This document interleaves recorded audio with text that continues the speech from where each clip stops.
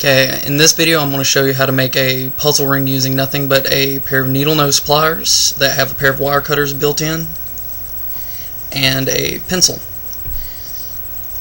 I've made one of these out of sterling silver, which I will put a picture of in this. I don't actually have the ring anymore. I gave it away to a friend of mine. But I've always liked puzzle rings because they're a lot of fun. They're a conversation piece as well as just a piece of jewelry. But I just got curious one day. I wondered if I could make one. So I decided to give it a try. And after a few attempts, I managed to figure out how to make one pretty efficiently. And I've made one out of sterling silver and a couple out of aluminum. The aluminum ones will not hold up for very long at all. They're too soft of it's too soft of a metal, so it just kind of bends and breaks after you get them made. But in this one I'll be making one out of aluminum just to show you how to make one out of silver. It's good to practice in aluminum because you can get something like 10 yards of it for $5, whenever silver is for a couple of feet $15. So to start out, you need to cut 4 pieces of wire, all just about the same length. It doesn't have to be precise, just close to it, because you're going to have to trim them anyways, that are way longer than what you think you're going to need. So in this case I got one about almost the size of my forearm. Again, I'm not measuring or being exact, just cutting.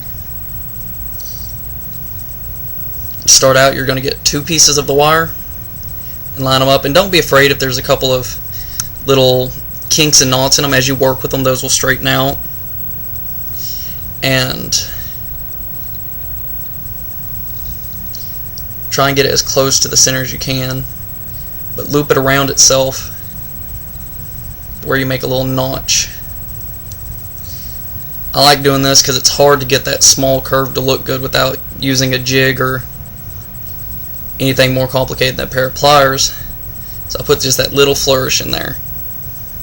And that hook shape right there is important. Make sure you don't pull it perfectly straight. You want to keep that curve in there.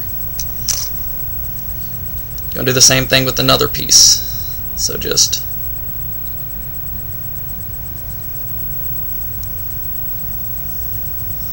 then hold the 2 up side by side, and you want to get one just slightly longer than the other. This isn't exact science. Whenever you get it done, you're going to be fine-tuning anyways.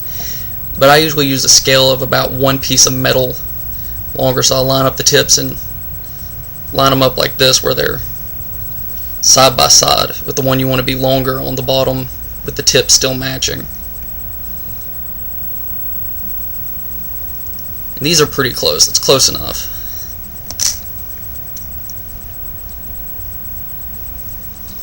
Now these are more complicated. Essentially a puzzle ring design, you have to pardon me, I'm making this video just kind of flying blind. I didn't even plan out making it. I just decided that a lot of my friends thought it was kind of neat, so I figured I'd make a video. The basic design of a puzzle ring is basically an infinity logo that has 1 diamond up here and 1 diamond through the other side. If you don't know how to solve one, you're going to have to watch the how to solve videos, because whenever I get done with this one, it's not going to be a perfect ring. It's still going to be flat.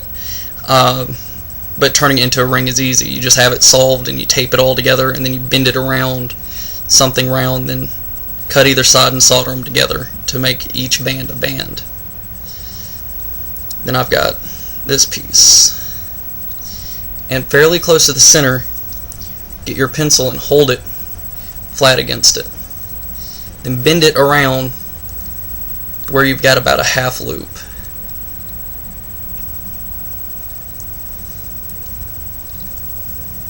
The way I generally do this is just hold one side out straight and then press the pencil against it. Do you get about a half loop made?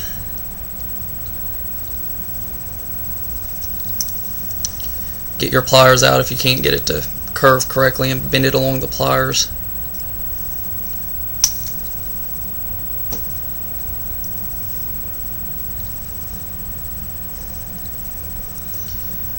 You want to look about like this, almost a check mark, going out into a straight line and then drop down into a check. Then at the point where this meets parallel with this line, grab it with the pliers and just squeeze a little so you know you have a mark. They'll put a little almost scratch on it that you can reference, and that's center line. And starting center line, you want to start curving it back around itself. Then as accurately as you can use the pencil as a guideline if you want. Try and meet it up and curve back.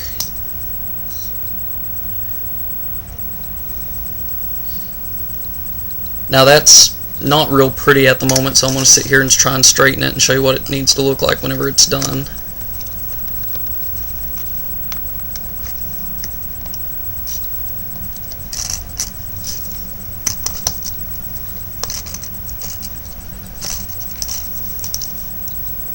Get my pliers out again.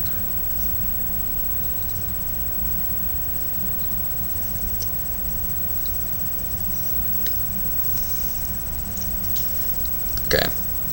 Now I've got a logo that looks about like an S with two crimped ends.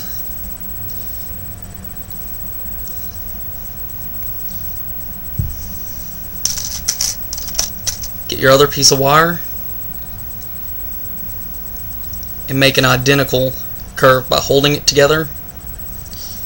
And just every curve that's in this one, you're going to match to where they're both an S shape around each other. And again, none of this has to be perfect, just close. And the way I make them match, if you can show you my technique here, I just walk along and crimp them together.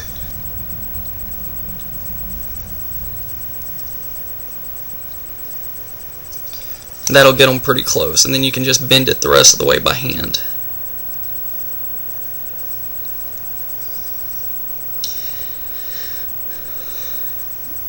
I'm trying to get this design as close to each other as possible and still keep them smooth.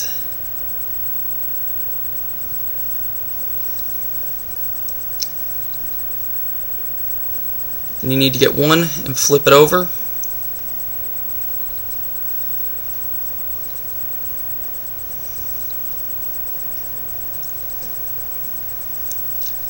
See how that makes an infinity logo? Okay. Meet up two of the ends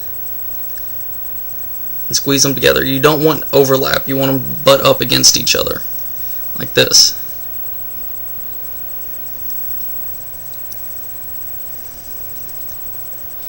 On the other side, you do the same thing, making sure that the same one is on top. Now on this one, there's going to be a flip, but you only want on one side. Whichever one is on top over here, so this one, you want on top on the other side. But in order to do that, they've got to crisscross. Now where that crisscross is, you want to put just a little bit of a twist so that they interlock a little bit better, to where these ends are almost twisted together. Don't completely twist them because you want to be able to solve this, but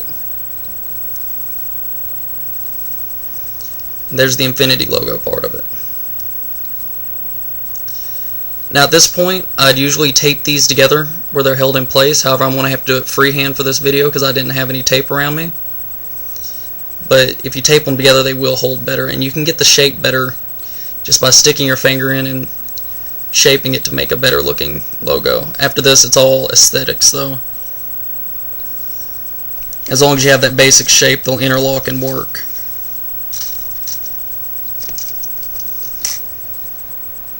And actually, I'm getting close to 10 minutes. I know I rambled on a lot during this video because these take a while to make, so I was rambling while I was working with it. So in part 2, I'll discuss the other two bands.